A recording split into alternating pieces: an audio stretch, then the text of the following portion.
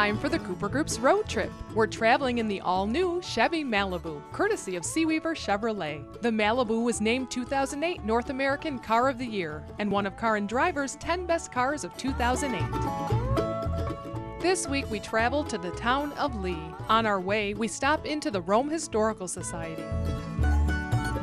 There is a wealth of information and interesting displays for the family here, including their popular dollhouse collection.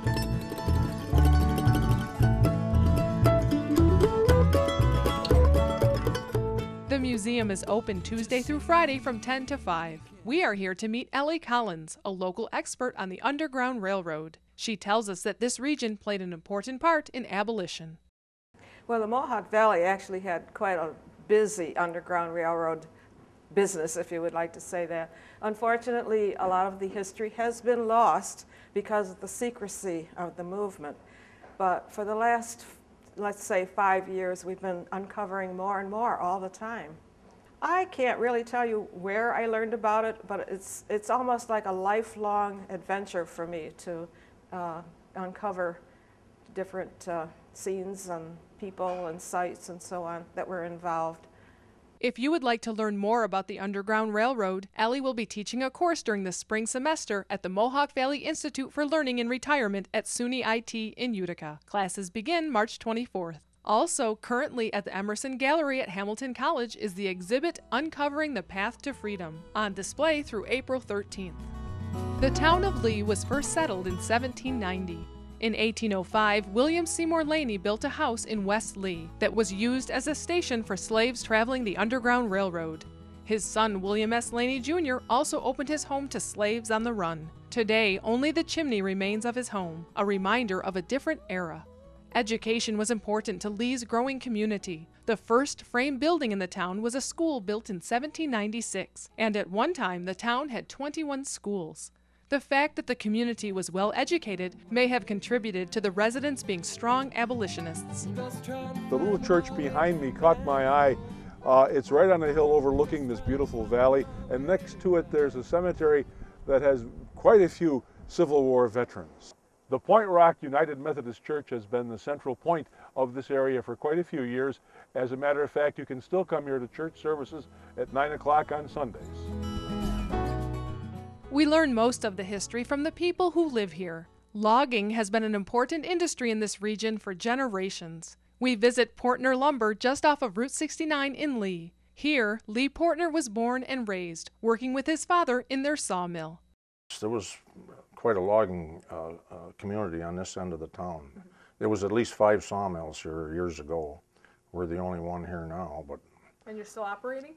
Yeah, I'm working by myself. I'm semi-retired, but I haven't given it up yet, so.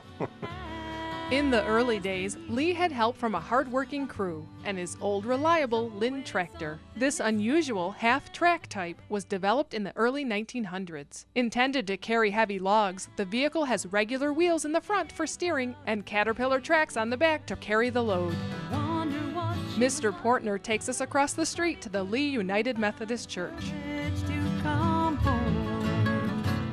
Built in the mid-1800s, it has the original chandelier and tin ceiling with beautifully decorated trim, recently accented in gold.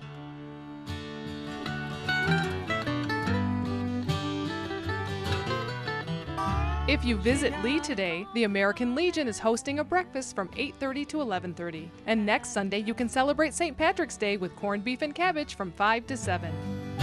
The Taberg Trailblazers maintain snowmobile trails from Lee to north of Camden and Oneida Lake. The public is invited to their 15th annual Snowball on Saturday, April 5th at 8 p.m. at Jaworski's Restaurant in Lee Center. Close to the town of Lee is Lake Delta. Now you may remember that Lake Delta is a lake that originally was a valley with a village called Delta. The village was moved and then it was flooded to make Lake Delta. Question, what happened to the people in the cemeteries in Delta? Well, they were all moved up to this location directly behind me. It's the Delta Cemetery. If you're in the area, drive down Driftwood Drive past Procrastination Place. Just a few feet beyond there is the cemetery, and there are quite a few people buried here, including some Revolutionary War soldiers. If you are interested in Delta, Mary Centro's brand new book, The Lost Village of Delta, will be on sale starting Monday, March 17th. She will be holding a book signing at 2 o'clock at the Westernville Town Hall.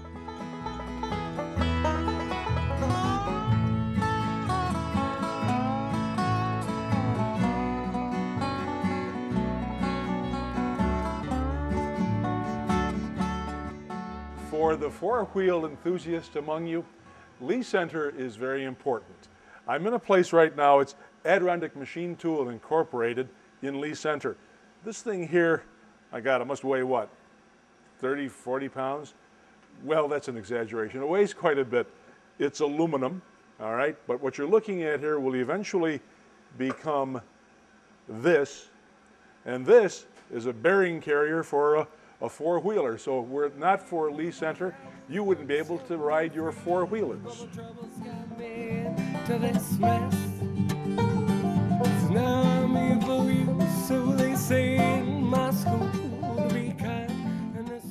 For those of you who are not into four-wheeling but like something a little bit more quiet and challenging, you can use one of these, which is something that was made in these premises here.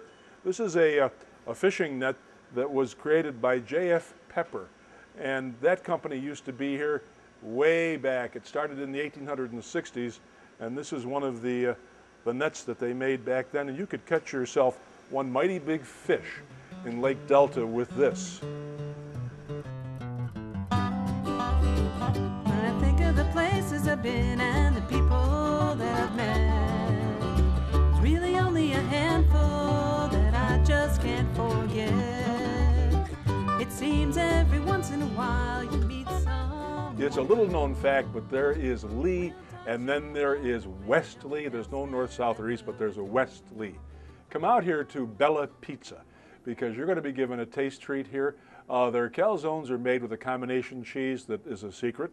The sauce is a secret sauce. They have fish fries here every day of the week. And Bella Pizza means beautiful pizza, and trust me, the food here is beautiful.